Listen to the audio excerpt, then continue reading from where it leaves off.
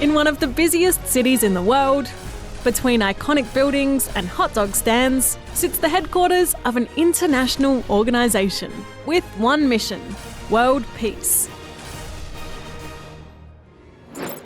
I'm talking, of course, about the United Nations, or the UN for short. You've probably heard of it before. The UN first became a thing in 1945, just after the Second World War.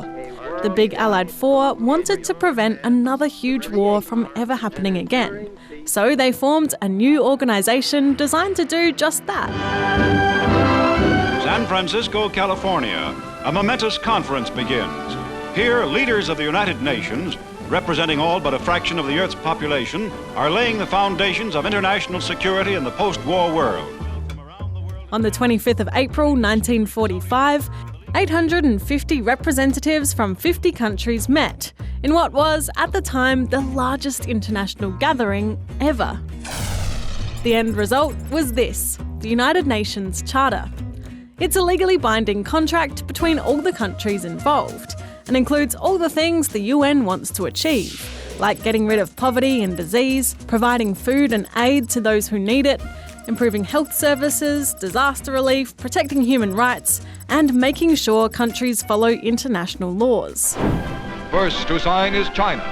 On the 24th of July 1945, after a bunch of revisions, it was agreed upon and signed by all the countries involved. And a couple of months later, on the 24th of October, it came into force, the date we now mark as the UN's birthday.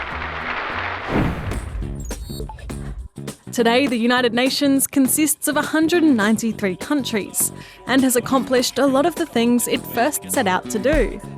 It's managed by the Security Council, which is made up by 5 permanent members: France, Britain, the United States, China, and Russia.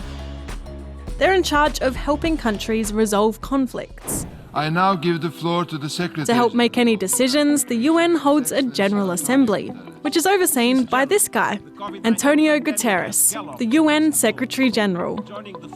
It's held every year in September at New York headquarters. A lot of people are invited to speak there, and it's given many people, not just politicians, a platform to have their voice heard. Pay full attention to what the youth is asking here. Even Beyoncé has belted out a ballad for the Assembly. You sure were, Beyoncé, you sure were. The United Nations now has a bunch of specialised agencies, like the World Health Organization and UNICEF, which helps to improve the lives of kids, especially those in disadvantaged areas.